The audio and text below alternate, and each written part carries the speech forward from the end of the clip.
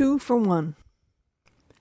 For 2,000 years, there's a controversy leading to so much incoherence about such a significant part of human life, freedom. We all agree that determinism, science, and technology exist, but half disagree that a human act can also spring right out from this intangible freedom. Frankl says, quote, "Between stimulus and response, there's a space. In that space is our power to choose our response. In our response lies our growth and our freedom." End quote. We can move toward coherence if we simply recognize that two worlds exist at the same time. The material world occurs at the same time as the realm of freedom occurs. War over. Both sides win. Two worlds at the same time? How can that be? Well, it's not true because Frankl said it. It's true because you can sense it. Also, we accept two distinct realms at once in physics, dreams, autopilot, with the two spheres of the brain. The material and the immaterial realms coexist. Human focus goes to one or the other, but focus does not eliminate the other. In sublimity of awareness of the moment, they merge. According to modern physicists, our universe has a whole lot of dark matter, discovered by a woman. It's about 85% of the universe, and it's unmeasurable. Let's chalk one up for mystery. On top of that, or perhaps beside it, are the multiverse theorists who posit more than one entire universe, each with its own mathematics. The math does not prove that many universes exist, but it does show how fancy math can get. Meanwhile, quantum researchers swear that a particle might be here or maybe over there, and before watching it, it's either both or neither. We accept these Alice in Wonderland conceptualizations as hardcore science, but we call naive or primitive or religious the simple claim for free will by declaring it an illusion, despite the fact that we experience it day in, day out. Besides strange physics, we also accept the coexistence of worlds in the juxtaposition of dream life and waking life. Each is structurally distinct, but they commingle. People's dreams differ in content, but they share structural properties, such as timelessness, ability to fly, kaleidoscopic settings, permeable walls, telepathic communication, visions of otherworldly beings, participating dead people, and the like. We totally accept that our subconscious enters our waking life and that our waking life populates dreams. Two worlds, side by side. We also accept that sometimes we're on autopilot. You drive home in the car and you realize you've been in a mental machination and the real world was hardly there at all.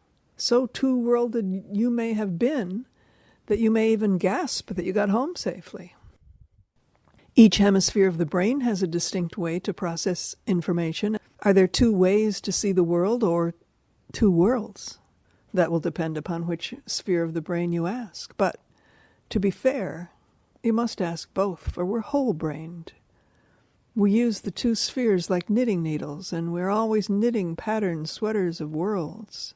If we see the freedom-determinism debate as if we were sometimes free and sometimes determined, then, unbeknownst to us, we're looking at the whole from the point of view of determinism, and unfairly edging unspeakable mystery out of the picture. Determinism, left brain, certainly has its hold on us. Freedom occurs as awareness in the immaterial at the same time as determinism occurs as sequences of events, one after the other, impacting one another in the material. They're two realms, two planes, two scenes at the same time. Materialism dominated for the past 500 years. We forget sometimes that when the great religions were founded, we humans lived in a spirit-infused world. Prophets were those with an immense ability to see around corners of space and time. The Enlightenment moved us from the Dark Ages and ancient myths to accomplish amazing feats by turning our gaze outward. But some of us lost the human gift of fully knowing they are free. The scientific and engineering starting point, determinism, is poised as if studying matter from outside matter.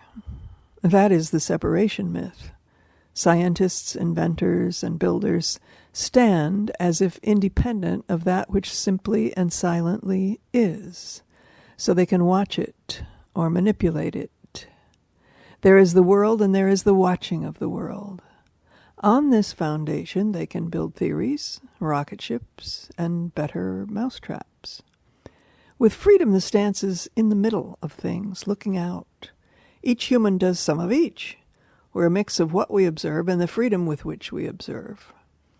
When born, we come into awareness as awareness. We can't crawl or even hold our heads up in it, so we're not at liberty. But boy, are we in full awareness. We adults look into the eyes of a helpless babe, and what makes us gasp even more than the cute little toes and the precious nails is their awareness. There's conscious life in there, in that baby body. That's the thrill. And the child knows that she is alive. She is wordlessly all about, hey, what's this, what's that? According to neurophysiologist David Levitin in Successful Aging, the young are super busy creating neural circuits in order to be successful at making predictions about how the world works. The young infant lives in a state of psychedelic splendor in which a green light might have a taste, or their mother's voice might elicit a warm and soothing sensation on the skin. The infant is incapable of motor control, but it's busy overwiring to live in the material world, having started out as a dense bundle of awareness. We are connected at base in this universal human birth into I am. Free will is in there. The child is not at liberty due to physical and mental development. The teen is not at liberty due to parental and social clamps on his or her urges. And then many an adult, finally at liberty, spends decades after 35 or so on a spiritual quest to regain freedom. The life cycle moves from awareness to materiality and then back out again. This is echoed in pre-Newton to now. Before Newton, there was magic. In fact, Newton was interested in alchemy. Then there came 400 more years of scientific pursuit. And that seemed solid until physicists observed quanta. Lo and behold, the separation myth collapsed. And we were left with Schrodinger's cat, poor little thing in a box, both dead and alive, or neither. The cat, Santa, and the Virgin Mother, all strange.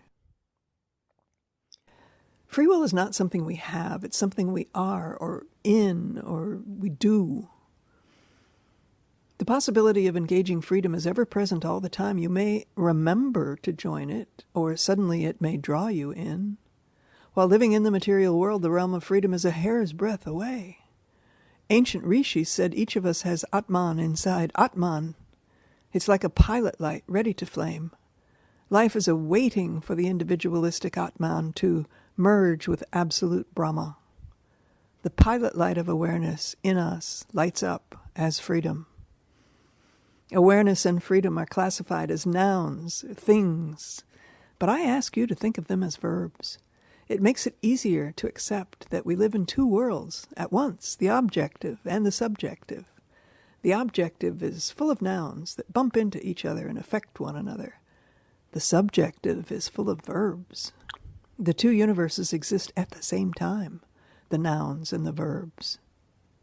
The sentence, "it is," makes me the object of it. The sentence, "I am aware of it," makes me the subject of it. Grammar's more than rules of writing and speaking. Grammar and structure of reality hold hands.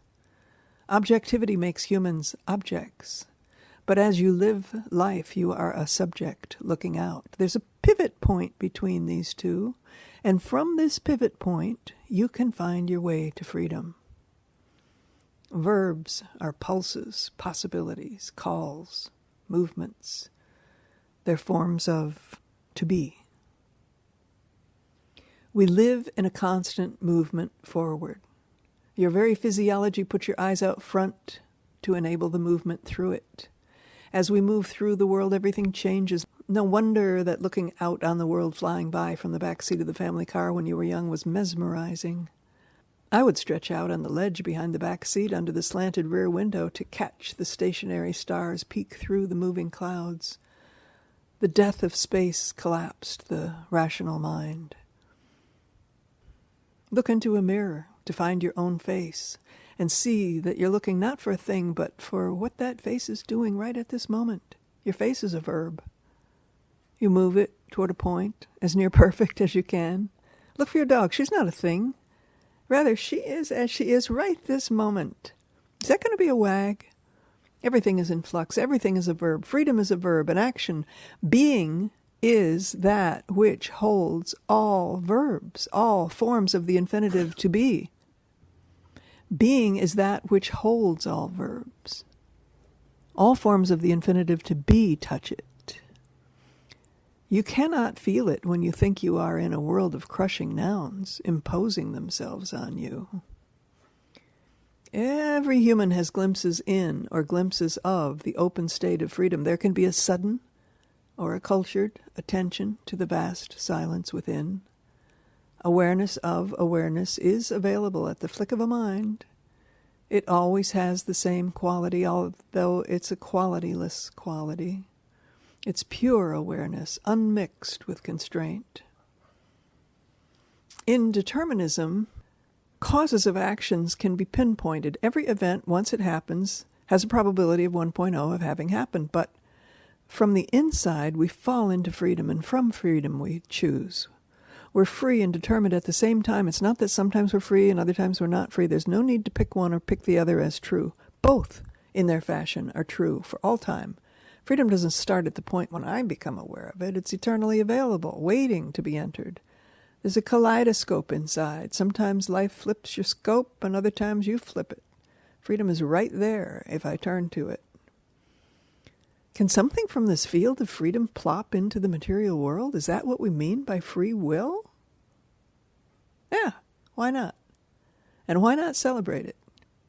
If the combatants over whether we are free or determined would just agree that there are two planes, two ways to look, and that everything is a matter of the direction of your gaze, then the agreement would dissolve. We could become friends again and gain coherence. We are at once dust and divine. 2 for 1.